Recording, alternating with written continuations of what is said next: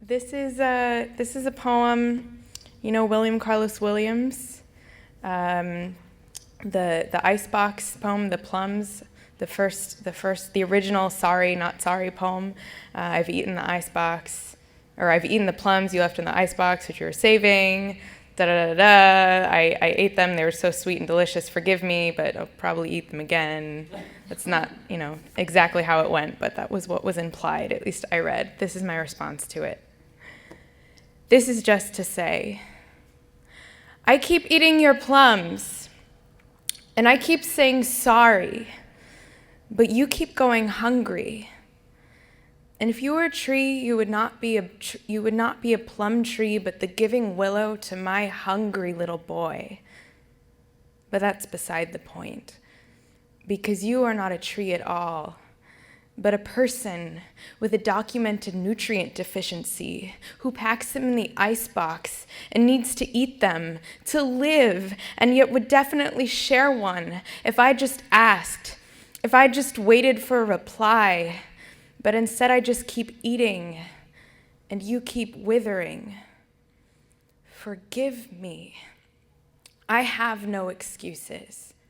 I am so reckless. Nothing tastes delicious, sweet, and cold enough. This many times.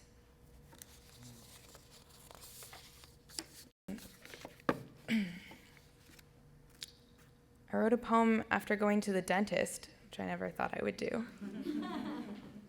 But I feel like my dental hygienist, we have a really good relationship. She's really sweet. She talks as if she lives in a romantic comedy, which I find really endearing, because I don't work that way. This is how a conversation went. Our conversations just get really deep and personal, and I don't know how that happens, because there's like tools in my mouth the whole time. But it's called Sorry, I'll Let You Get Back to Work. My dental hygienist is rooting for us. She asked, but are you sure he isn't the one?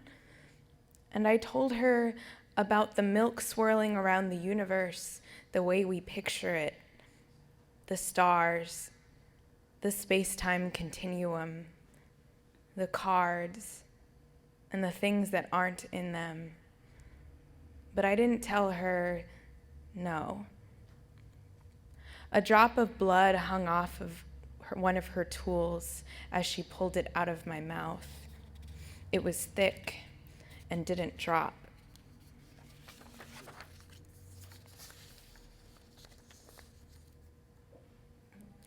This one is about my grandparents.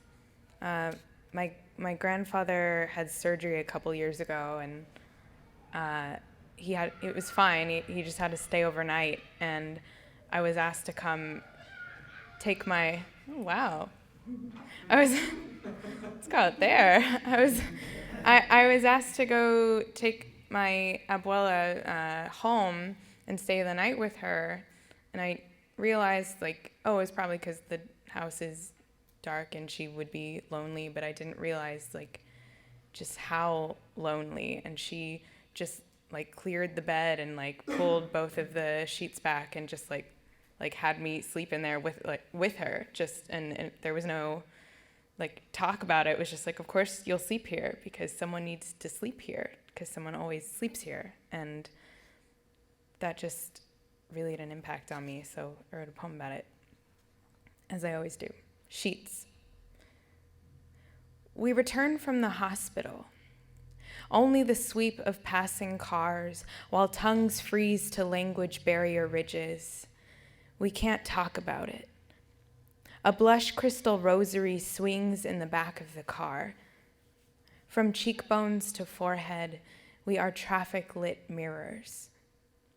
In her room, she sits on pilling blue flannel.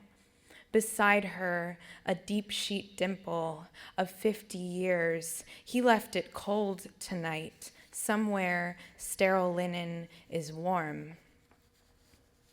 Esta noche. She shares her bed with the dust-coated plush animals from my childhood, the aftershave ghosts, and me.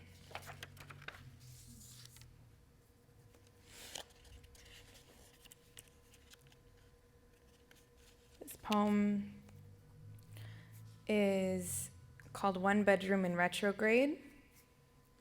It goes backwards. That's all I have to say. It's relatively new. 4. This is the kitchen I will find myself screaming to ceiling tiles about dish soap. You will read T.S. Eliot on your knees and listen to difficult music on purpose. Tell me I am here to take your childhood and not ask. The refrigerator, to cook and keep on ice. You ask me to go in there to get you something, but don't look. Why do you keep everything that isn't worth saving? Restaurant soy sauce that would be fine on its own, rice caked in the into the metal cooker pot from a dinner you wanted to remember but won't explain why. Your daughter will sneak a stray frozen pea from the freezer, hold it in her cheeks like secrets.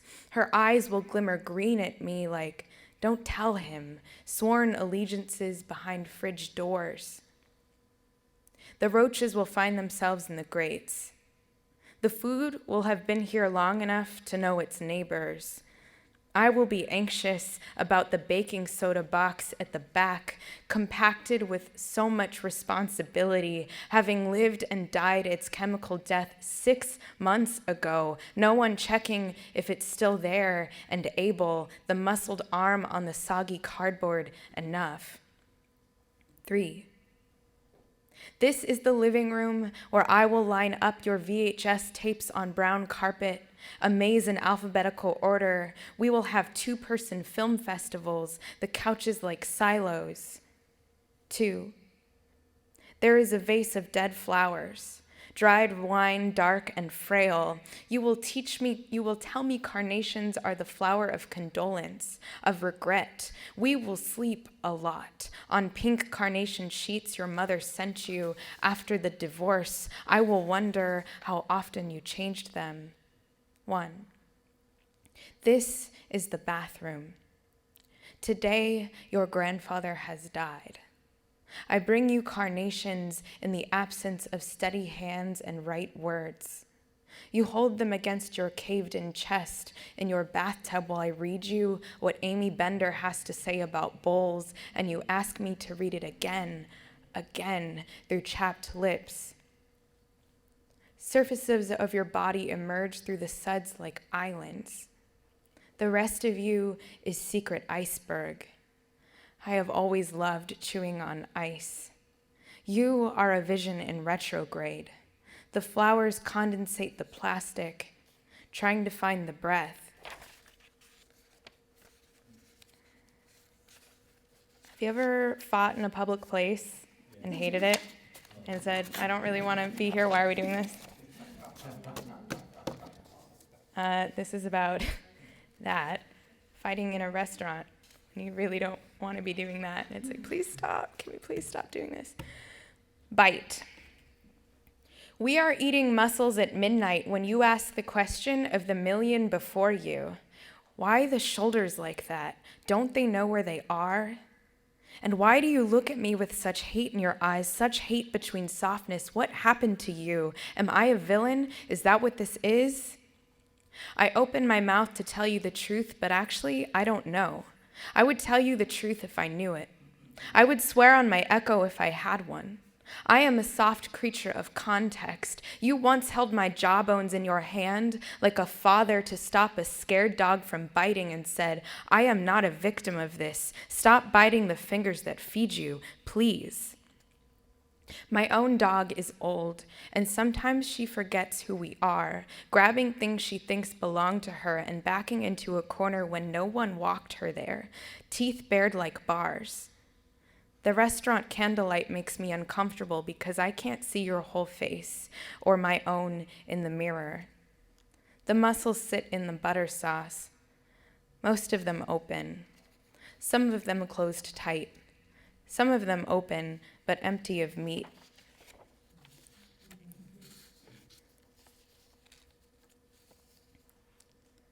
It's called Beaver Dream. I hadn't thought about you in centuries. But this morning, you were a fever dream, and home was the dry skin under your arms. I remembered the smell of your neck in my pillow and the billowy blue light of a place. I don't live there anymore. I forgot everything I learned since. I don't want to go back there. It's too safe. I wish dreams wouldn't do that. Wait until the final screening to tell you the truth about your longing and then push you out the door. It ruins breakfast and makes you need more coffee than you can afford, makes your clothes not fit right. Every moment for the first few hours, a sign. Every good thing, a drug, makes you forget your morning reading, makes you stand up your dog, makes you hum and bite your cheeks and shake your leg under the desk at your job where 100 people need to talk to you right now while you sweat it through the pit in your stomach, waiting for it to break. Derek C. Brown of Right Bloody, came to UC Santa Cruz. It was the best day of my life, also the most embarrassing day of my life. He came, and then I was asked to introduce him, and I chose to write a poem for him to introduce him. And he was so cool about it, but I turned into a 12-year-old girl and got really shaky and forgot how to give like high fives and shake hands. And he was like, "This is so awesome. Can you sign it?" And I was like, "I don't," and I like couldn't. It was memorable, that's for sure. This is How to Write a Poem by Derek C. Brown. Step 1, get on a level, any level. Maybe start with charging into the earth as a gopher in love, or a sparrow diving down into the I-15. Have some courage and make it faster. Step 2, spy on a sleeping lover and make recipes for broke people's champagne. Step 3, make visceral promises you want more than anything to keep at this moment. Step 4, imagine what you would tell your someday children about unraveling. Step 5, think about the shut windows in a room where you're trying to learn how to leave your Ozarks. What is that room like? Ask yourself how to go about choosing your own ending, but you will realize you can't. Not entirely, not in the way you wanted to. It just doesn't work that way. Step 6, aim to string boom stars together with sky-bound platitudes, holding in place the North American moon so lovers can use it as a map back to one another. Or you can use it to get back to yourself. When you are driving recklessly lonesome on the 101, step 7, tell the butterfly brigade what you want and where you want your now and your wow, but mostly explain what you want to remember of the sky and how it makes your oxygen levels feel and what it leaves you wanting. Step 8, be your own Ginsberg. Ask the universe out loud what is holy until you find it. And if you don't, let yourself dance on the distortion of that energy. But if you do, write the crescendo of your lungs with vigor as it comes up, burning through your lungs. Holy, holy, holy. Step 9, argue a comeback for I love you. Step 10, if you have done all these things with honesty, remember to breathe. You are learning to become acquainted with your atria. You are learning how they talk to each other. It is bloody and it is exhausting, but in this listening, you might just love, celebrate, examine, illuminate, electroshock, infuse, save a life. It could be your own. Tongue memoir. I think I will be learning Spanish for the rest of my life and unlearning it and being very confused by it and being very conflicted. This is that. After Gloria Anzaldúa. To live in the borderlands is to know ghosts, means you start hearing voices in inner ears and outside voices in outside streets in mid-context. Después de eso, eres solo. When learning to conjugate and rote codes, not vena cava pumping birthright sangre blood codes and those words, when I'm bringing them back to life in flashcards, I can hear them whisper. Parece que you've been gone a long time, mija. Grown a little bit older, tus labios han hecho cambiados that your tongue muscle don't recognize. Maybe you've been twice conquered. Parece que you've been hiding palabras under your tongue again until they dissolve. To live in the borderlands means you're constantly having a stroke in one language or another. I reach to say, I see it between us, this tongue action entre teeth instead producing verlo. To live in the borderlands means sometimes they see it in you and invite you in, que quieres comer. Sometimes they don't, and they don't believe you, and you are hungry. To live in the borderlands means you remember what it was like to ask for love in another language, but now in a stale cavity of malformato R's, you only know how to want. This tongue that thrashes for misshapen words to sound like rosas is my borderland. I have been pouncing and painting and acrobat flipping in machinic English.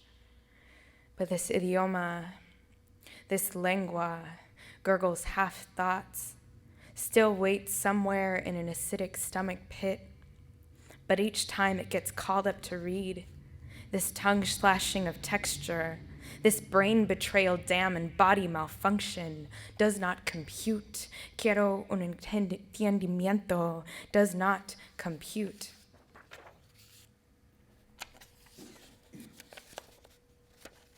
Three more. This is a strange poem to perform for me now because the last time I did it, I was on stage pouring grape juice and jam all over myself, and it's just not quite the same this way. Yeah. Do you want to clean it up? Because I was part of a show that I helped write and then perform in called Catfight, about the complexity of the feminine experience, and I really loved doing this poem because I got to do that, and also because I didn't have to clean it up. So if anyone's willing to do that, I'm willing to make the mess. But I got really accustomed to not cleaning it up, so it's not in my contract. The Optimist. We continue to dispute the fairness of the time you sighed in your doorway and told me that I would look so good in a white dress, so beautiful as a bride. On days when I am feeling more sprite and snarky about it than ruined, I will say, I don't like wearing white very much. Never have. And you'll say, because you're a messy eater? Because you know me. And one of these days I will tell you, oh, sweet heart, you have no idea, and tell you about the time when I was 3 and the 1-week-old white couch and the last time I was allowed alone with grape juice for the rest of my life. Or the time when I was 6 in Sunday school and we rubbed beets into cut-out linen hearts and then bleached them after to teach us something about sin and reconciliation. And all I could think of through the soak was how glum I was to see the red fade, and why would anybody want to do that? Or the strawberry sauce stains on my passenger seat, and how I didn't even fight them. I let them stay to talk to me about what happened that night. Or the hair I leave around your apartment, the hair you love finding, and how for this reason it's nice we found each other. Sit in me, break me in. Dress yourself in blankets, sweating out fevers in my cushions, and stain unapologetically. Just don't ever try to remember me in white, my dear. This is an affair with pigment. I will splash my hands in crushed grapes, inviting blots for tea and talk. Yes, I want you in my marrow memory. Even if you can't stay, let's track in the dirt without reprimand. You can teach me how to grind it into the floor in a dance. Leave the pomegranate juice we spilled on the kitchen linoleum, because to attend to it right now is an interruption. I will curl up my body into your clavicle and then pull away, over and over, to see what stays. You will teach me to steep. This will get tender. What else is there to do? Hold my hands to your face and let them become you.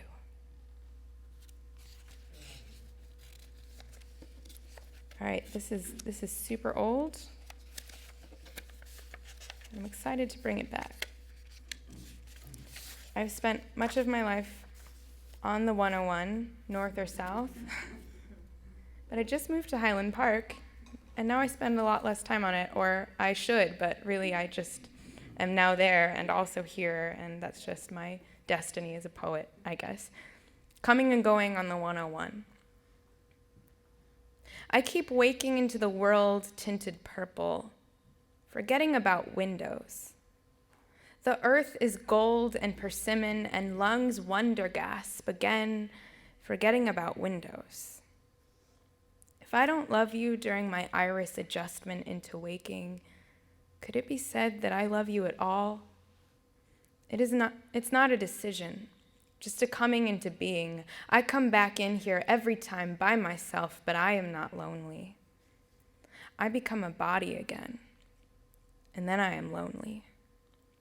I remember Nick Streak's sunglass windows, and then I am lonely. This particular life occurs in a span of waking scarlet seconds. In this particular life, I am already ancient in my newness. I tell my quiet self I ought to stop falling asleep in purple. But sometimes I remember to take them off when coming back. Sometimes I still like the grape rose carved in roadside, though not as fiercely yellow under the November sun. Sometimes your mouth is still the same degree of open, a gramophone of Killian's red to the felt roof, like the days we would drive like this with nowhere to go. A 45-degree angle I can trace and replicate with lonely hands. The palm trees are still tall and spaced. The asphalt embroiders us to the coast. It is no longer about color.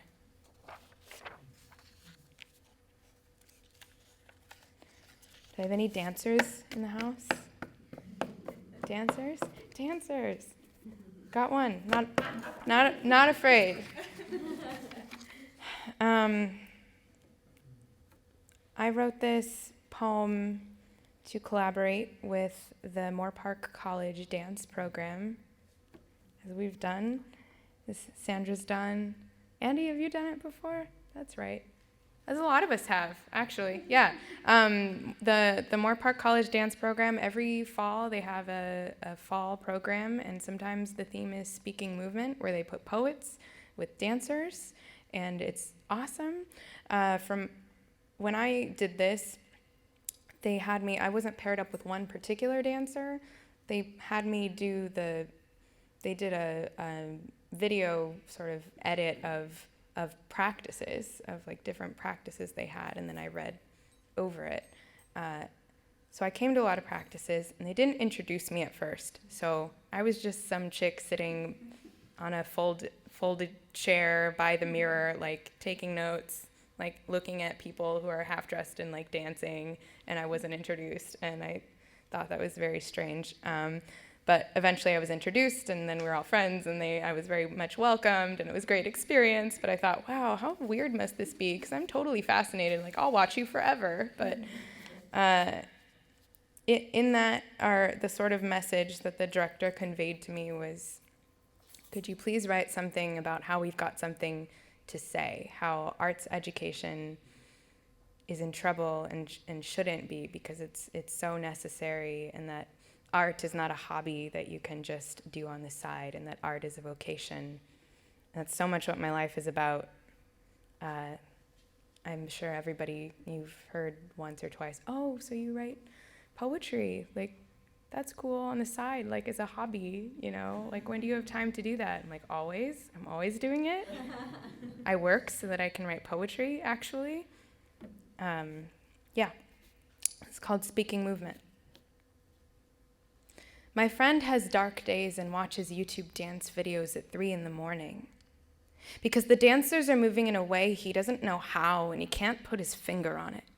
Confesses that sometimes in the way a backbone arches or two arms catch and find each other in the stage dust, it makes him cry and go, yes, yes, that is exactly what I mean. That is my ugly heart. That is the worry in my gut I wish I knew how to put somewhere. He says he pulls himself up to the computer screen and studies their faces, knowing exactly that they know what he means. He doesn't know their names, but they know what he means. They've felt what he's felt. He knows it past explanation. Hobby, a pursuit outside one's regular occupation, engaged in especially for relaxation. Art, skill acquired by experience, study, or observation. We've got something to say with tendons, sweat, limbs. At first you hear it and you think the squeak and thud of turns in the floor is ecstasy in the moment, is simply bodies and music, joyous, skilled, repeatable mechanics. Listen. Listen closely. Closer. This is not a story for the moment. This is the sound of sodium-potassium chatter, of chemical reactions, of feedback loops and whole heart practice. We've got something to say. Listen for the science of spinning. Talk about the body in a textbook all you want, but living is here, negotiating the gravity. Listen, a history lesson of bodies and revolution. We are writing a manifesto of hinging bones, a speech beyond text, beyond picture, feeding the story to space. The sculptors of nothing will give it to any geographical plane and conquer with the plea of the grand jeté, the time step, the flexion. You can wait for a vessel of innovation to represent you to the sky. Or you can learn to fly on your own. Flight is not a hobby for the birds, but the weight they have been given in the world. Want to change the world? Get up. Want to understand? Get up. There will be no relaxation. Use it or lose it, as we are losing languages by the decade. As languages are vanishing from facial recognition, going dry on tongues, going mute on paper, going on nothing, say it with our limbs. Write the girl, the boy, the being. I don't have to know he knows what pain is when he is trying to escape the floor like that. I don't have to know she knows heartbreak when she makes herself lighter than air with the turn of a muscle. We are prophets of the three-dimensional word. When you see us and your tendons twitch in your seat, we have reminded you of your gut reaction, of your paralysis, your unlearning of the visceral, of your human experience, the art of our bodies, studying, observing, knowing what they know. Thank you.